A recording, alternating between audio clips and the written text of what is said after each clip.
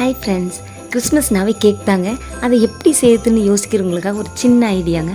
அதனால் உங்களுக்காகவே நான் மினி சாக்கோ லாவா கேக் செய்திருக்கேன். ரொம்ப ரொம்ப ஈஸிங்க. இது வெரி சிம்பிள், டேஸ்ட் ரொம்ப நல்லாயிருக்கும். வாங்க பார்க்கலாம்.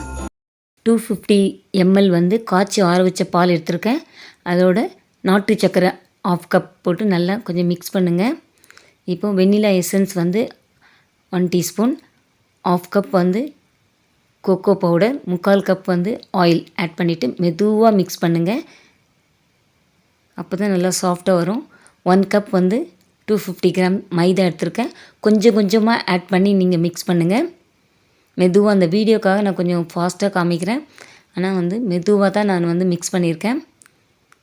இப்போது 1 teaspoon baking powder, 1/2 teaspoon baking soda, 1/4 teaspoon salt எல்லாத்தையும் நல்லா மிக்ஸ் பண்ணுங்கள்.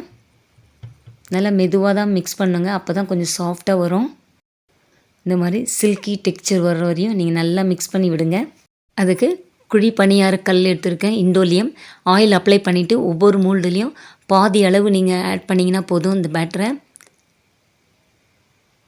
இதுக்கு நான் டார்க் சாக்லேட் எடுத்து வச்சுருக்கேங்க. உங்களுக்கு என்ன சாக்லேட் கிடைக்குதோ அதை ஆட் பண்ணிக்கோங்க. ஒவ்வொரு மோல்டுலேயும் வச்சுட்டு ஸ்லைட்டாக ஒரு ஸ்பூனால் லைட்டாக அழுத்தி விடுங்க.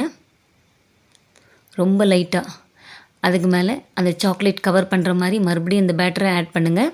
எல்லாத்துலேயும் ஆட் பண்ணிவிட்டு டேப் பண்ணிவிட்டு ஸ்டவ் மேலே வச்சிடலாங்க. இது கடைசி வரை சிம்லே தாங்க இது குக் ஆகணும். பெரிய பர்னரில் வைக்காதீங்க, சின்ன பர்னர்லேயே தான் இது குக் ஆகணும். இது லிட் போட்டு மூடிடலாங்க. 8 to 10 மினிட்ஸ்க்குள்ளே வெந்துடும். இப்போ ஓப்பன் பண்ணி பார்க்கலாம். நல்லா வெந்துடுச்சிங்க. கலர் சேஞ்ச் ஆகிடும். தொட்டு பார்த்தா ஒட்டக்கூடாது கையில். ஒட்டுச்சுன்னா இன்னும் கொஞ்சம் வேகணும். கொஞ்சம் நேரம் டைம் கொடுங்க. அவ்வளோதான், முடிஞ்சிடுச்சிங்க. இதுக்கப்புறம் இது மேலே சாக்லேட் சிரப் நம்ம அப்ளை பண்ணியிருக்கலாம். அதனால் ரொம்ப டேஸ்ட்டாக இருக்குங்க. அதுக்காக தான் இதை அப்ளை பண்ணுறேன். இப்போ இதுக்கு மேலே சுகர் பால் ஸ்பார்க்லிங் ஸ்ப்ரிங்கிள் பண்ணி விடலாங்க. இன்னும் டேஸ்ட்டாக இருக்கும். அதுக்காக தான் இதை அப்ளை பண்ணுறேன். அவ்வளோதான், ஃபினிஷ்ட். எவ்வளோ ஈஸியாக இருக்குது இல்லைங்களா? கண்டிப்பாக ட்ரை பண்ணுங்கள். எனக்கு சப்போர்ட் பண்ண எல்லா சப்ஸ்கிரைபர்ஸ், வியூவர்ஸ், எல்லா நல் உள்ளங்களுக்கும் கிறிஸ்மஸ் மற்றும் புத்தாண்டு நல்வாழ்த்துக்கள். தேங்க்யூ.